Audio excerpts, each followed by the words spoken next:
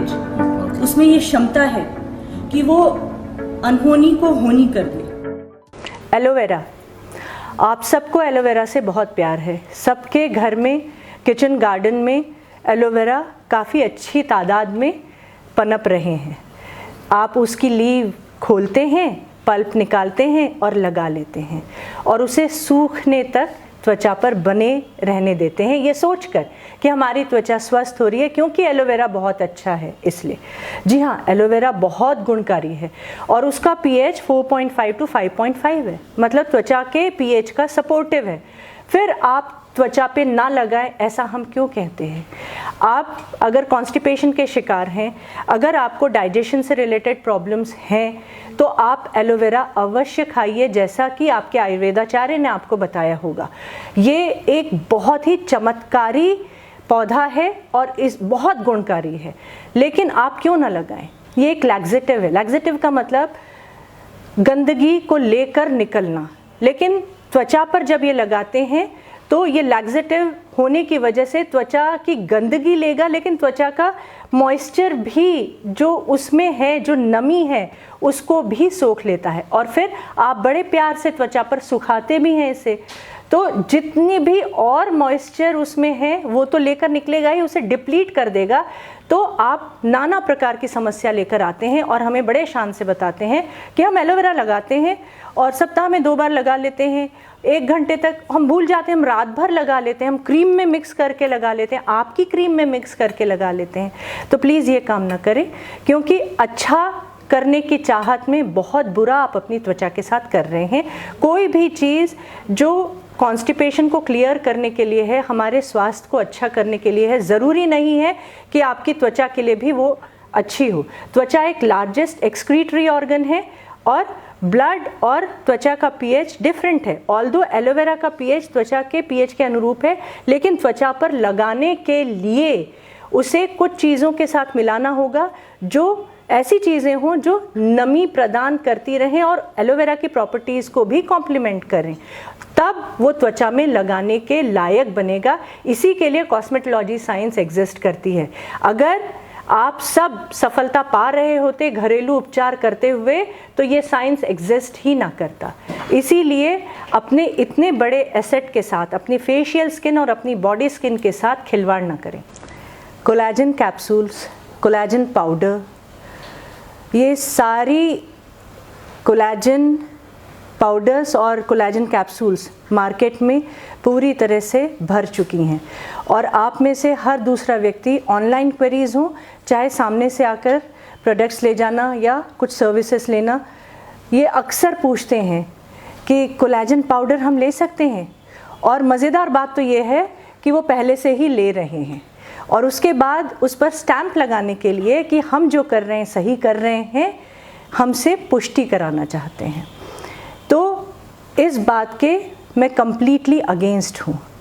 मान लीजिए आपको कोई कॉम्पिटिटिव एग्ज़ाम देनी है और पेपर लीक आउट हो गया, आपने पढ़ाई नहीं की, फिर भी आप उस क्वेश्चन पेपर के अनुसार प्रिपेयर करके आपने एग्ज़ाम फेस कर ली और आपको 100% मार्क्स मिल गए। अब बारी आती है इंटरव्यू की। इंटरव्यू में आप निश्चित रूप से फेल होने वाले हैं, क्योंकि आपने प्रिपरेशन किया नहीं है। वो लीक आउट पेपर था जिसके बल पर आपको फुल मार्क्स मिले हैं। इंटरव्यू में तो सच्चाई का सामना होगा आपसे, वो आपके फील्ड पर जो क्वेश्चन करेंगे उसके रिप्लाई आप दे पाएंगे। बिल्कुल ऐसा ही होता है कोलेजन पाउडर और कोलेजन कैप्सूल्स का खाना। एक तो उनमें प्रिजर्वेटिव है, अनवांटेड चीज़ें हैं जो फॉरेन पार्टिकल्स के रूप में हमारे शरीर को किस ढंग से अफेक्ट करेंगे, क्या अनइंटेंडेड कॉन्सिक्वेंसेस उनके होंगे, ये हमें नहीं पता है। और अंदर की क्षति हम देख नहीं रहे, क्योंकि ये लार्जेस्ट कवरिंग जो है ऊपर से, तो डाइजेस्टिव सिस्टम उसके लिए कैसे रिस्पॉन्ड कर रहा है ये तो हम देख ही नहीं पा रहे हैं। लेकिन हमें जोड़ों का दर्द शुरू हो गया है, या हमें चिड़चिड़ाहट, हमें डिप्रेशन सा रहता है, हमें ज़्यादा नींद आ रही है या हमें कम नींद आ रही है, और हम थके थके से रहते हैं और साथ साथ हमें काम करने की कोई इच्छा नहीं होती। इन सिम्टम्स को आप कभी नहीं जोड़ते हैं कि आपने ये सारी चीज़ें खानी शुरू कर दी हैं। दूसरी सबसे बड़ी बात ये होती है कि जैसा मैंने बताया कि प्रिपरेशन करके एग्जाम में एक्सेल करें तो इंटरव्यू में भी आप क्वालिफाई करेंगे। इसी प्रकार से कोलेजन मेकिंग कंपोनेंट्स आप डे टू डे बेसिस पे डाइटरी सोर्सेज से लीजिए। कोलेजन मेकिंग कंपोनेंट्स आप जब खाएंगे तो शरीर को प्रेरणा मिलेगी कोलेजन बनाने के लिए। 25 की उम्र से हर साल 1% कोलेजन कम होने लगता है, जिससे हमारी बोन हेल्थ, कार्टिलेज हेल्थ, हमारी जॉइंट्स ये सब कमज़ोर होने लग जाती हैं।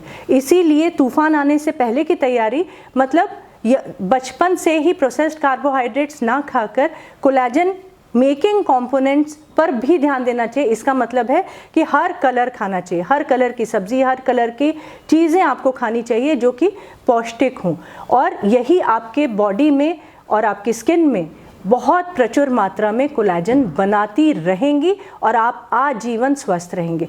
वरना कोलेजन पाउडर और कैप्सूल्स खाना ऐसा है जैसे खाया और जैसा का तैसा ज़्यादातर हिस्सा मोशन के थ्रू बाहर आ गया। बिल्कुल ऐसा ही है, शरीर को ना उससे कोई फ़ायदा मिला बल्कि नुकसान और मिलेगा, क्योंकि आप प्रिजर्वेटिव से शरीर को लोड कर रहे हैं।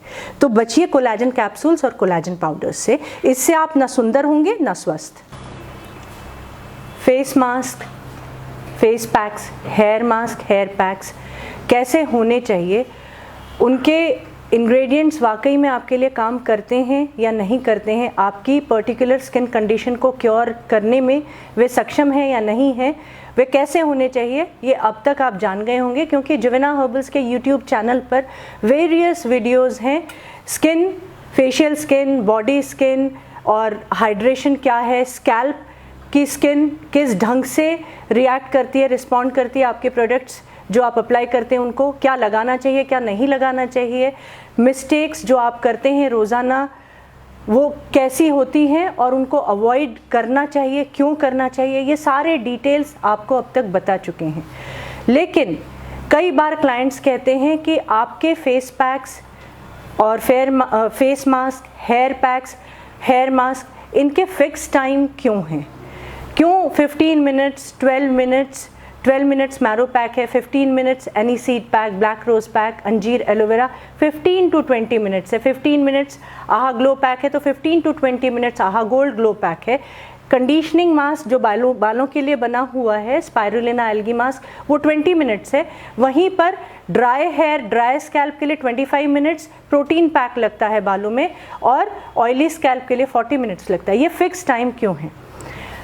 बहुत ही सोचे समझे मापदंड पर ये सारे फेस पैक्स बने हैं।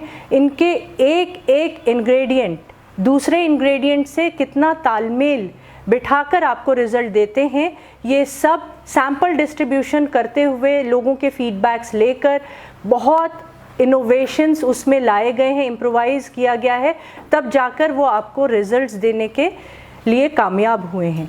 लेकिन फिक्स टाइम इसीलिए है कि इनमें जितने भी एक्टिव इंग्रेडिएंट्स हैं वो कितने समय तक एक्टिव रहते हैं त्वचा पर, ये देखकर डिसाइड किया गया है उनका टाइम।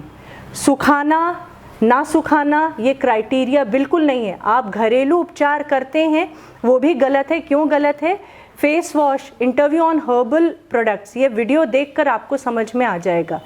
तो अगर आप घर में पैक सुखाते हैं, आपको आदत है घंटों रखने की, 20 मिनट, 25 मिनट, 30 मिनट, तो आप अपनी त्वचा को नुकसान पहुंचा रहे हैं। क्यों नुकसान पहुंचा रहे हैं, कैसा नुकसान पहुंचा रहे हैं, difference between facial skin and body skin, ये वीडियो अवश्य देख लीजिएगा।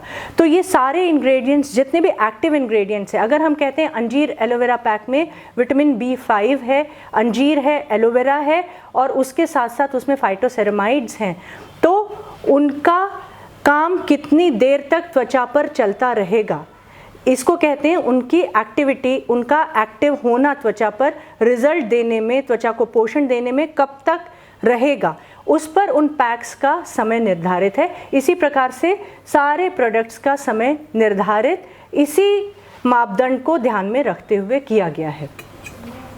अब बारी आती है उनको वॉश करने की। वॉश करते समय अगर आप रबिंग स्क्रबिंग पैक के ऊपर से करते हैं तो आप बेहद गलत काम करते हैं। चाहे आप घरेलू उपचार कर रहे हैं जो कि गलत अपने आप में है, लेकिन फिर भी अगर आप रबिंग स्क्रबिंग करके वॉश करते हैं तो आप अपनी त्वचा डैमेज कर रहे हैं। उस फ्रिक्शन की वजह से त्वचा पतली होती चली जा रही है। तीसरी बात, जब हम कहते हैं कि ब्यूटी ऑयल लगाकर ब्लैक रोज पैक लगाइए, किसी किसी त्वचा को हम एनीसीड पैक भी कहते हैं कि ब्यूटी ऑयल लगाकर लगाइए, या आर्गन ऑयल या स्पा सिल्क ऑयल लगाकर लगाइए, या मैरो पैक में 2 बूंद ब्यूटी ऑयल की डाल दीजिए। तो ऐसे में त्वचा बहुत पतली होती है तब, या ड्राई होती है, या सन से डैमेज्ड होती है, सन टैंड होती है, यानी कि वीक स्किन, सन टैन यानी वीक स्किन हो जाना, और वीक स्किन में बहुत सारी प्रॉब्लम्स आती हैं। तो ऐसी स्किन, या sun burn skin, UV, highly UV sensitive skin, तो ऐसी स्किन कंडीशन में अपने आप में मॉइस्चर नहीं होता है। कोई भी पैक अगर उस पर 15 मिनट्स भी रहना है तो उसके अगर एक्टिव इंग्रेडिएंट्स 15 मिनट्स तक काम करेंगे तो वो मात्र 4 से 5 मिनट में ही पैक उनकी त्वचा पर सूख जाएगा, अगर त्वचा पतली है तो जो एक्टिव इंग्रेडिएंट्स हैं, जो पोषण है उसमें, वो अपना काम पूरी तरह से त्वचा पर नहीं कर पाते हैं। अगर एक लेयर ऑयल की पतली सी लगी होगी तो वो त्वचा को हाइड्रेटेड रखेगी और उसका मॉइस्चर पैक के साथ मिलकर सूखने नहीं देगी। तो हर एक स्टेप के पीछे कोई न कोई बहुत बड़ा कारण है जो आपकी त्वचा को स्वस्थ करने के लिए ही बनाई गई स्टेप्स हैं। तो आज ही आप जान गए हैं कि फेस पैक्स के टाइम या हेयर पैक्स के टाइम्स, हेयर मास्क का टाइम और फेस मास्क का टाइम क्यों फिक्स्ड है। इसीलिए जब आपकी रेजिमेन सेट करते हैं और उसमें आपको टाइम बताते हैं, 15 मिनट्स ब्लैक रोज पैक रखिए, 7 मिनट्स ब्राइडल उपटन रखिए, 12 मिनट्स मैरो पैक रखिए, सूखे चाहे ना सूखे, समय हो जाए तो वॉश कर दीजिए। तो इस बात का ध्यान आप अवश्य दीजिए।